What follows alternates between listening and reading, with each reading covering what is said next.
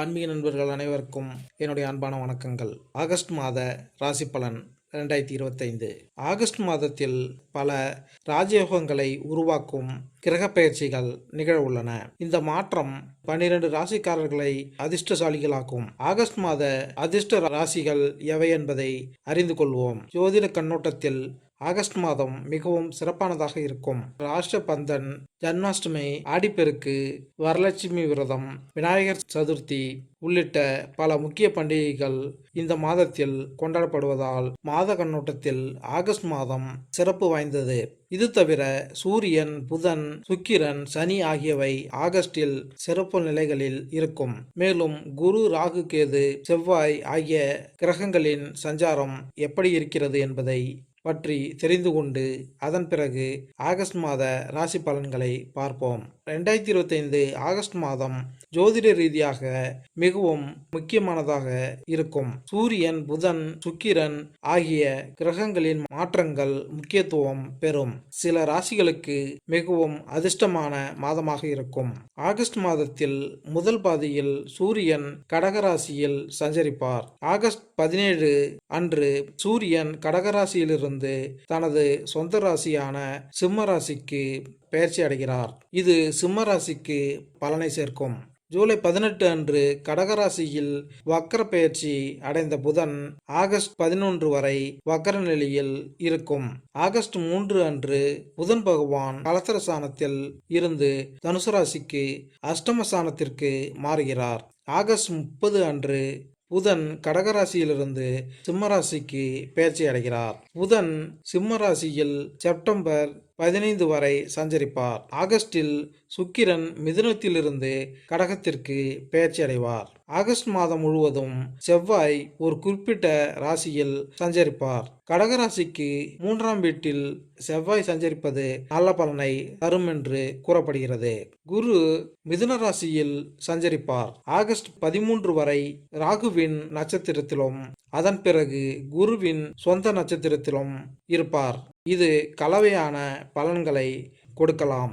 August 13க்கு பிறகு குருவின் பலன்கள் சிறப்பாக இருக்கும். சனி பகவான் மீனராசியில் சஞ்சரிப்பார். ஆகஸ்ட் 3 வரை கேதுவின் துணை நட்சத்திரத்திலும் அதன் பிறகு புதனின் துணை நட்சத்திரத்திலும் இருப்பார். ஆனால் ஆகஸ்ட் 3க்கு பிறகு சில சாதகமான பலன்களை கொடுக்கலாம். ராகு கும்பராசியில் சஞ்சரிப்பார். குரு ராசியில் ராகு இருப்பது மெதுவாக சாதகமான பலன்களை தரும். கேது சிம்ம ராசியில் சஞ்சரிப்பார். ஆகஸ்ட் 4 வரை கேது தனது சொந்த துணை நட்சத்திரத்திலும் அதன் பிறகு புதனின் துணை நட்சத்திரத்திலும் இருப்பார். இது கலவையான பலன்களை கொடுக்கலாம். ஆகஸ்டில் கிரகங்களின் ராஜாவான சூரியன் கடகராசியில் இருப்பார். பின்னர் ஆகஸ்ட் நடுப்பகுதியில் சூரியன் சிம்மராசிக்குள் நுழைவார். சுக்கிரன் மிதுனம் மற்றும் கடகராசியில் இருப்பார். மேலும் செவ்வாய் கன்னி ராசியில் இருப்பார். மேலும் சனி மீனராசியில் வக்ரகதியில் இருப்பார். புதன் பெயர்ச்சி அடைந்து பின்னர் மறையும். இவ்வாறு அனைத்து கிரகங்களின் நிலையும் மாறும். இது பல நல்ல மற்றும் கெட்ட யோகங்களை உருவாக்கும். இது விபரீத ராஜயோகம், கஜலட்சுமி ராஜயோகம், லட்சுமி நாராயண யோகம் ஆகியவற்றை உருவாக்கும். மேலும் இந்த ஆகஸ்ட் மாதத்தில் மேசம் முதல் மீனராசி வரை என்னென்ன பலன்கள் ஏற்படும் என்பதை இந்த பதிவில் காணலாம். விருச்சிகம் ராசி. விருச்சிக ராசிக்காரர்களுக்கு ஆகஸ்ட் மாதம் பொதுவாக கலவையான அல்லது சராசரி நிலை முடிவுகளை தரக்கூடும். உங்கள் தொழில் ஸ்தானத்தின் அதிபதி இந்த மாதத்தின் முதல் பகுதி உங்கள் அதிர்ஷ்ட வீட்டில் இருக்கிறார். இந்த காலகட்டத்தில் பணியிடத்தில் சில ஏற்றத்தாழ்வுகளை தரலாம். இருப்பினும் வேலை போன்றவற்றை மாற்ற விரும்புவோருக்கு இந்த காலம் அவர்களுக்கு உதவியாக இருக்கும். வணிகத்தில் ஈடுபட்டுள்ளவர்கள் இந்த காலகட்டத்தில் உங்கள் பணியின் நோக்கம் மேலும் விரிவடையும். அதே நேரத்தில் மாதத்தின் 2ஆம் பகுதி வேலை செய்பவர்களுக்கும் சாதகமான பலன்களை தருவதாக தெரிகிறது.